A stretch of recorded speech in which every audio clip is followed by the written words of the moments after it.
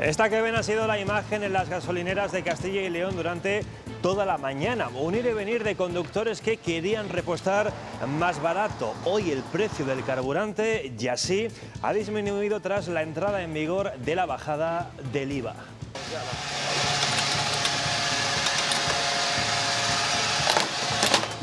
Hola, ¿qué tal? Del 21 al 10%. Para conocer cómo está transcurriendo la jornada en las gasolineras, vamos, por ejemplo, hasta una de Valladolid. Pablo Rodríguez. Sí, primer día de bajada de precios en las gasolineras y eso nos ha dejado imágenes como esta. Son muchos quienes han aprovechado el día de hoy para venir a llenar sus depósitos. En unos minutos les contamos por cuánto les puede salir. Hoy hemos venido hasta el mercado para comprobar si los consumidores están notando el incremento de los precios a causa de la guerra en Irán. Según la OCU, la cesta de la compra se ha encarecido más de un 1%. Y este domingo analizaremos el resultado electoral en Castilla y León después de una semana. Como avance les contamos que mientras el PP se hizo con el voto del medio rural, el PSOE estuvo bastante fuerte en las zonas urbanas. Más asuntos. Palencia Capital va a tener dentro de poco su propia unidad de radioterapia. Las obras van avanzando a buen ritmo. Y esta era una de las obras más esperadas. Palencia era una de las pocas provincias de Castilla y León que no contaba con una unidad de radioterapia. Tras mucho trabajo, esta obra estará terminada a finales de abril y se espera que esté a pleno funcionamiento a finales de este año 2026. Y en cuanto al tiempo, para hoy domingo vamos a ver qué nos espera en Arbalerio. Hoy nos espera un día de cielos despejados y sol. Eso hará que las temperaturas en toda Castilla y León superen los 15 grados, aunque se esperan también algunos intervalos de nubosidad baja, pero será a última hora de la tarde. Enseguida les damos más detalles de eso y también de la previsión de la Agencia Estatal de Meteorología de cara a la Semana Santa.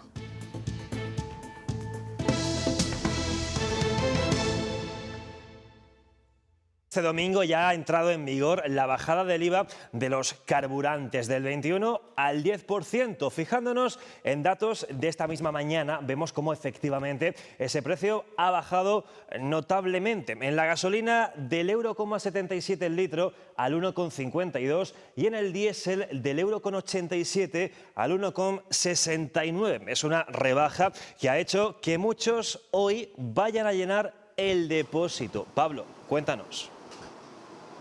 Sí, dependiendo del tipo de carburante, este gesto nos sale hoy entre 5 y 10 euros de media más barato que ayer y eso nos ha dejado imágenes como esta. Muchos conductores han aprovechado el día de hoy para venir a las gasolineras a llenar sus depósitos. Nos dicen que sí, que la bajada se nota, pero no tanto como a ellos les gustaría y esperan que en los próximos días los precios se estabilicen un poco. Si ayer la imagen era esta, gasolineras vacías, hoy es esta otra, colas para repostar. Con la entrada en vigor del decreto anticrisis, el IVA de los carburantes ha bajado del 21 al 10%. Es beneficioso para todos, por todo lo que se va a bajar, pues mejor. Vamos a ver qué pasa mañana, vamos a ver, es que mañana mismo puede volver a cambiar. Son muchos quienes han esperado hasta hoy para llenar el depósito. Dicen que se nota la bajada, sí, pero no lo suficiente. La verdad que sigue estando bastante caro. Yo estaba apurando los depósitos al máximo. No me ha parecido suficiente porque hasta hace 2 días estaba a €1,20. Llenar un depósito medio de gasolina cuesta hoy unos 92 euros, 7 menos que ayer mismo, pero sigue estando muy por encima de los 81 euros que costaba antes de la guerra de Irán. Hombre, sí se nota un poco.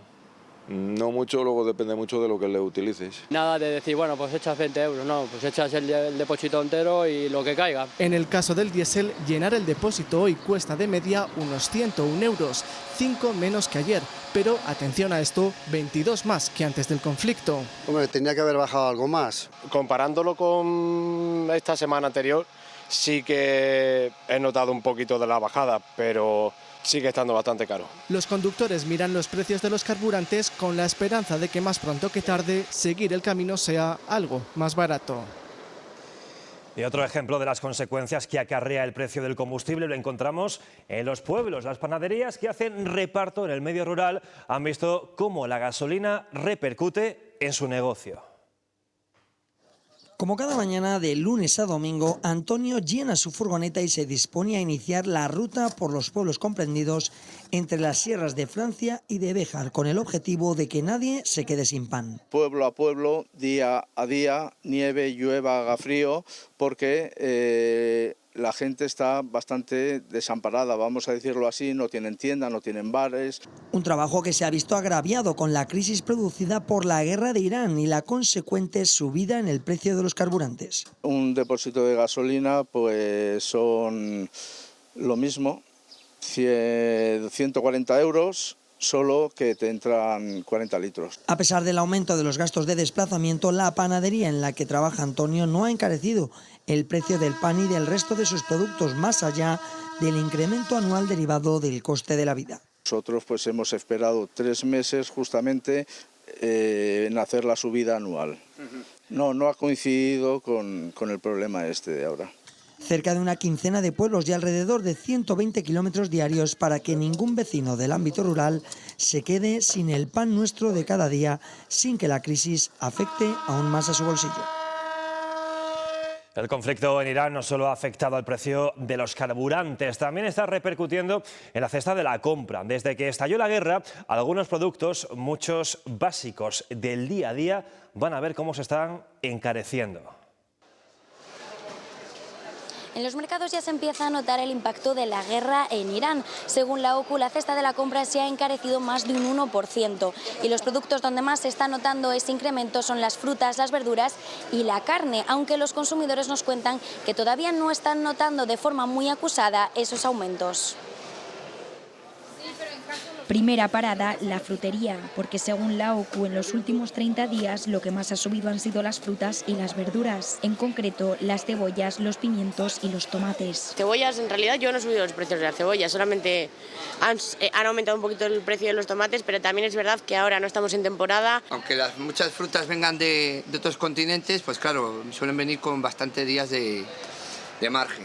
Pero hombre, se irá notando evidentemente. Suelo venir los miércoles que hay descuento. Son algunos de los trucos que aplican los consumidores para intentar cuidar sus bolsillos, aunque algunas veces son los propios tenderos quienes intentan ayudarles bloqueando los precios hasta que les sea posible. Estamos estables, de momento, no sabemos los costes que tendrá a largo plazo. Los precios de momento nosotros no los hemos tocado. La ternera sobre todo ha subido mucho, ha encarecido porque hay poco ganado. Según la Organización de Consumidores, la carne se ha encarecido un 3% desde que estalló la guerra en Irán, un conflicto que por el momento no está repercutiendo en el precio del pescado. He comprado ahí pescado, pero más o menos al mismo precio. Nos afecta más el tiempo a nosotros que lo que es ahora de la guerra y eso, porque al final nosotros nos abastecemos de aquí de cosas de alrededor. A ver qué pasa, a ver qué pasa. Estaría bien que bajara todo un poco. Por eso, para ser precavidos, desde la OCU reclaman al gobierno que reduzca el IVA al 0 en los alimentos básicos, también en la carne y el pescado, al menos mientras el conflicto en Oriente Medio siga presionando la economía.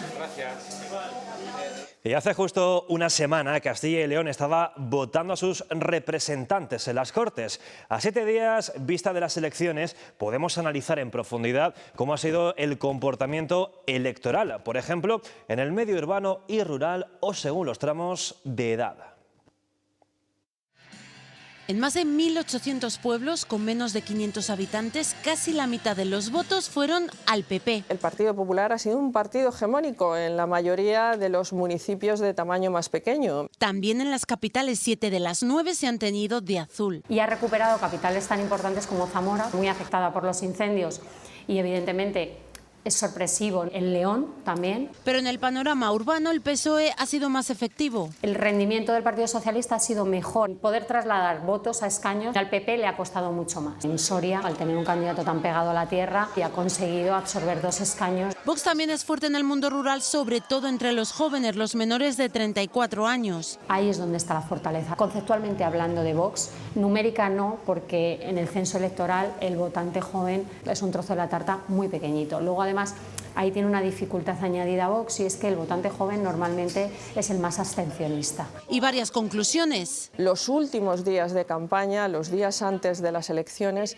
mueven mucho voto. El comportamiento electoral del Partido Popular ha sido mejor del esperado, sobre todo porque tenía un competidor que es Vox, que le restaba competitividad electoral, y sin embargo no ha sido así. Hemos podido intuir un poco el techo electoral de Vox. Mensajes que se ven premonitorios del comportamiento a nivel nacional.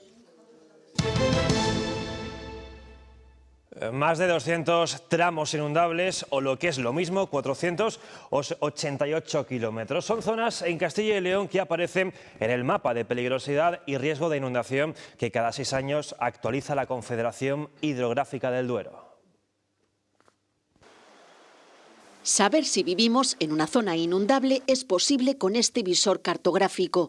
Cada 6 años, la Confederación Hidrográfica del Duero actualiza los mapas de peligrosidad y riesgo de inundación. Entonces, estos mapas nos definen ese riesgo real, tanto sobre la población como elementos vinculados a actividades económicas. Y no solo sirve a la ciudadanía, también son la base para actualizar los planes de emergencias. Estos mapas son la base cartográfica para los planes de protección civil frente a riesgos de inundación. Actualmente en Castilla y León hay 220 tramos en zonas de riesgo, 480 kilómetros. No son zonas que se inunden, son zonas también que hay elementos de riesgo, es decir, que no es una llanura de inundación, una zona donde hay un elemento de riesgo, ya sea una población, una actividad económica o un elemento de valor que puede estar afectado. Según la Agencia Estatal de Meteorología, el 10% de la población española vive en zonas inundables. Y los agricultores están teniendo serios problemas para sembrar los cultivos de regadío porque las tierras todavía tienen bastante humedad. Esto además no les permite tramitar la PAC con la seguridad de cumplir los requisitos y la planificación, Soraya García, de los cultivos. Esta tierra en la que nos encontramos está oreándose para poder ser sembrada de remolacha. Y es que muchos agricultores de nuestra comunidad están encontrando problemas a la hora de poder sembrar patatas, cebollas o remolacha, precisamente por el problema de la lluvia caída los meses pasados. Incluso también están encontrando dificultades para hacer la solicitud de la PAC y poder así de cara a futuro cumplir con su plan de cultivo.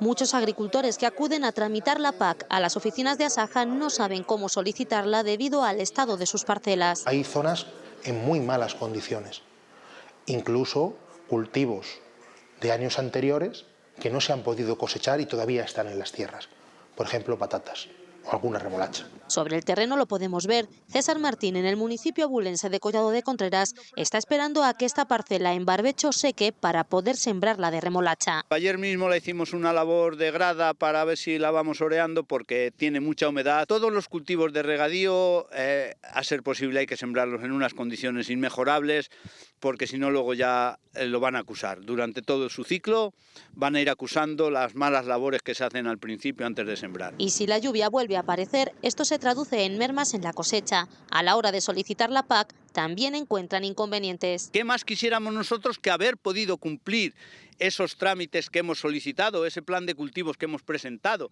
Y sin embargo, luego la Confederación nos pone trabas y estamos viendo hasta en ocasiones sanciones, porque el agricultor es el último que quiere incumplir. Por tanto, toca tener paciencia y mirar al cielo.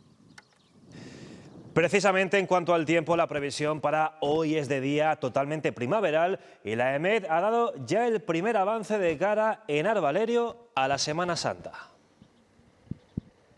Así es, hoy el día es totalmente primaveral, los cielos poco nubosos se han ido despejando, dando paso a un sol radiante que ha hecho que las temperaturas máximas vayan ascendiendo. Salamanca y Zamora han marcado por ahora el récord con 19 grados, seguidas de León y Valladolid con 18. Y eso sí, a lo largo de la tarde se espera, sobre todo en el suroeste de la comunidad, que pueda haber algún intervalo de nubes bajas y también alguna precipitación, pero serían chubascos débiles. Y de cara a la Semana Santa, la Agencia Estatal de Meteorología ha hecho ya un primer avance. Van a ser días de temperaturas suaves, de temperaturas propias de la primavera y eso sí, lo más importante, lo que más importa sobre todo a los cofrades, es que por ahora no se esperan lluvias. Gracias, Enar. Y ojo, ahora esto, porque el consumo de agua mineral está aumentando en la población española frente al agua del grifo. La facturación del mercado de agua envasada creció casi un 5% en 2025. Aquí en Castilla y León hay un total de 17 plantas envasadoras. ¿Beber agua del grifo? Normalmente del grifo. ¿O embotellada? Embotellada. El consumo está cambiando. La facturación del mercado de agua envasada creció casi un 5% el año pasado. Para el niño, que sí que utilizamos agua de botella. El bebé que tiene que beber agua embotellada, porque no me fío del agua del grifo. En España hay actualmente 120 plantas de agua envasada que genera hasta 30.000 puestos de trabajo. La producción de agua mineral alcanza los 6.800.000 litros. Porque me gusta. Pero como todo, esto es cuestión de gustos. No me he acostumbrado al agua de aquí. En Castilla y León el agua del grifo es la opción más escogida. Bebemos agua del grifo de siempre. Se puede beber perfectamente. Y no necesito añadir más gastos a la cesta de la compra, que ya tenemos bastante, ¿no? En la comunidad, el gasto medio de una familia que prioriza el agua mineral alcanza una base de 500 euros anuales. Y hablamos ahora de la oruga procesionaria, la amenaza silenciosa que cada primavera pone en alerta a parques y a mascotas. Pueden causar irritaciones en humanos y necrosis en perros. Atentos porque hemos hablado con una veterinaria. Son uno de los mayores temores de quienes tienen perro. Las orugas procesionarias ya se dejan ver, especialmente en zonas de pinares. Pueden resultar muy graciosas caminando en fila india, sí, pero también muy peligrosas para nuestros animales. Las orugas están cubiertas por una serie de pelitos que contienen una toxina que hace mucho daño al perro. ¿Cómo entra la toxina en contacto con el perro? Pues normalmente por fricción. Los síntomas más leves son el exceso de salivación, la inflamación en la lengua o el picor en el hocico. Síntomas un poquito más graves pues pueden ser ya vómitos, dificultad para respirar, incluso puede llegar a provocar pues pérdida de un trocito de lengua o cosas incluso más graves como llegar a producir la muerte del animal. Si detectamos que nuestro perro puede haber tenido contacto con alguna de estas orugas, lo que debemos hacer es que nos pongamos unos guantes para ayudar al perro y cojamos un poquito de agua templada y la rociemos sobre el perro, pero como hemos dicho que es por fricción, no empecemos a frotar, porque ahí es cuando liberamos más toxinas y la cosa se empeora. E inmediatamente después acudir al veterinario. El tema de las orugas es siempre una urgencia veterinaria. Muchas de las veces que se convierte en un problema grave es porque la gente no le ha dado la importancia que realmente tiene. Siempre es mejor prevenir que curar, pero cualquier precaución es poca para cuidar de nuestros animales. Y la campaña apícola acaba de arrancar condicionada por los graves incendios del verano pasado. Visitamos uno de los colmenares del Bierzo donde han tenido que buscar alternativas para que la campaña siga adelante. La campaña apícola acaba de comenzar en la comarca del Bierzo y se trabaja con lo que hay. Primero que hay que hacer es revisar y ver en qué situación sanitaria se encuentran las colmenas. Las consecuencias directas e indirectas de los incendios del pasado verano han hecho desaparecer en torno al 50% de las colmenas y los apicultores han tenido que buscar alternativas. En nuestro caso este año nos va a tocar repoblar bastantes colmenas, por lo que la viabilidad que ellas están haciendo de generar muchas más abejas para meter miel, nosotros vamos a dedicarnos a quitarle parte de esas abejas para poblar las colmenas que han quedado vacías. Otras colmenas han sido desplazadas a Galicia y Asturias. Están 4, 5 o 10 metros sobre el nivel del mar. Entonces, bueno, pues es un intento por intentar salvar y que sobrevivan pues nuestra forma de vida, la apicultura, las colmenas. 2025 no ha sido fácil para los apicultores que recién estrenaban la marca de garantía Miel del Bierzo. Sin embargo, siguen trabajando y sobre todo confían en sus vecinos. Ese sello de calidad de Miel del Bierzo para ayudar sobre todo a estos apicultores que han sufrido o que hemos sufrido los problemas de haber tenido estos incendios el año pasado. La Miel del Bierzo es la 8ª marca de calidad de esta comarca.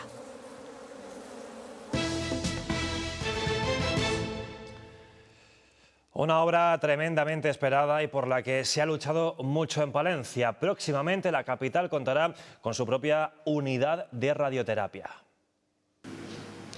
Palencia era una de las pocas provincias de toda la comunidad que no contaba con una unidad de radioterapia. Esta obra espera que esté terminada a finales de abril de este año 2026, con una inversión de más de 6 millones de euros y la luz verde ya de la adjudicación para el acelerador lineal, que es el 15º que habrá en todo Castilla y León. Se espera que esta unidad esté funcionando a pleno funcionamiento a finales de este año 2026. Tras mucho esfuerzo, Palencia cuenta por fin con su nueva unidad de radioterapia, una infraestructura largamente demandada que supone un importante avance para los pacientes oncológicos de la provincia. Pues va a ser algo muy satisfactorio y un reto que hayamos conseguido. Hasta ahora, los pacientes se enfrentaban a un tratamiento ya de por sí muy agresivo, agravado además por los constantes desplazamientos. Cuando tienes que someterte a eso y encima tener que sumar a ese dolor, a ese cansancio, pues el viaje de ida y vuelta, pues es complicado. Y es que los pacientes palentinos tenían que trasladarse a ciudades como Burgos o Valladolid para recibir esta radioterapia. En muchos casos, el tiempo invertido en el trayecto superaba con creces la duración del propio tratamiento. Cuando se hace con la ambulancia, pues no eres tú, lógicamente, hay que optimizar los recursos y se va y se viene esperando a las personas que tenemos que recibirlo. La nueva unidad beneficiará a más de 600 pacientes, acercando la atención a sus hogares y mejorando notablemente su calidad de vida. Además, permitirá reforzar los cuidados paliativos en la provincia. Para que le quiten algún dolor si tienen que desplazarse a Valladolid o a Burgos, pues preferían quedarse sin recibir ese tratamiento. Palencia no solo gana una unidad de radioterapia, gana tiempo, descanso y esperanza para quienes más lo necesitan. Y el Colegio Oficial de Farmacéuticos de Zamora ha puesto a prueba su protocolo de alertas por desapariciones con un simulacro. Quieren demostrar la utilidad de las farmacias en la localización de personas.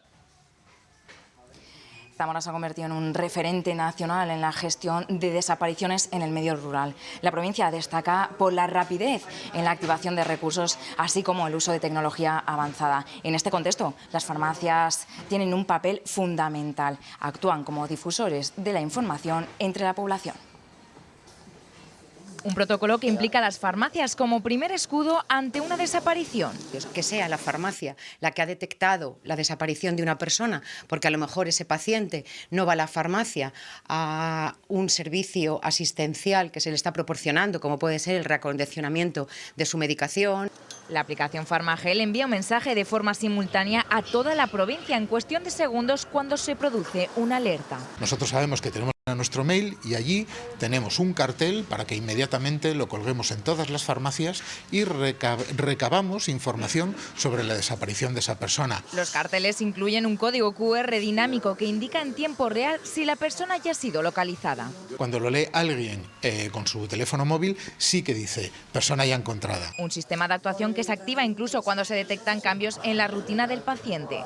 Y vemos que ha tenido unos cambios físicos significativos o empieza a tener un deterioro cognitivo. Pues eso nos da a nosotros, podemos ser el radar de detectar esas señales y se lo vamos a poner en conocimiento de los cuerpos y fuerzas de seguridad del Estado. Protocolo que se activa respetando la privacidad y la protección de datos con un despliegue coordinado. Un sistema logístico sanitario reconvertido en una potente red de alerta civil y social. Y lleva ya 3 años en marcha en la provincia de Ávila. El Destacamento Fiscal y de Fronteras de la Guardia Civil salvaguarda la seguridad en materia de contrabando o falsificación y también vigila el paso de armas o el vuelo a San Agustín de drones. Sí, estamos delante del furgón que utiliza la Guardia Civil de Ávila en su destacamento fiscal y de fronteras. Con él recorren toda la provincia en busca de situaciones delictivas o de infracciones que están a la orden del día. Vamos a conocer cómo funciona este destacamento tan novedoso. Tan solo lleva 3 años implantado aquí.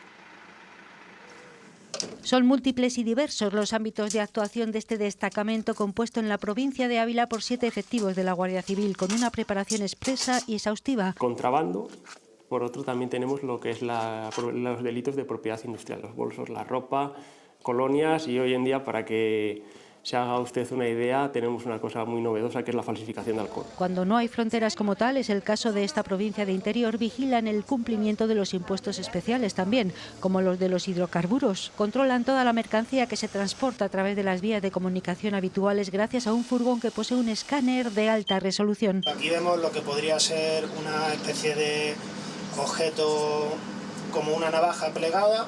Una navaja que lo mismo, además bien escondida. No querían que lo viésemos. Pero además el equipo Pegaso se encarga de todo lo relacionado con la seguridad aeronáutica y el vuelo de drones. Realizamos inspecciones a los aeródromos, tanto eventuales como helipuertos que hay en la provincia de Ávila, así como inspecciones administrativas a la gente que va a volar UAS o drones. Aunque también colaboran gracias a su especialización aeronáutica en la búsqueda de personas y otras labores de auxilio. Y vamos ahora hasta Villarcayo, en Burgos, porque allí se encuentra la locomotora Mikado, una de las últimas máquinas de vapor, un patrimonio industrial abandonado que ahora se va a restaurar. Este es el estado en el que se encuentra la locomotora Mikado, operativa entre 1958 y 1975. Es una de las últimas máquinas de vapor y lleva aquí en esta estación de Horna desde los años 90. En 2019, la Federación de Ferrocarriles Españoles denunció al Ayuntamiento de Villarcayo por su abandono y la máquina estuvo a punto de irse en 2022 a Alicante y el año pasado a Villadangos del Páramo, en León. Pero finalmente Ayuntamiento y Federación han llegado a un acuerdo y la máquina se quedará aquí al menos 20 años más.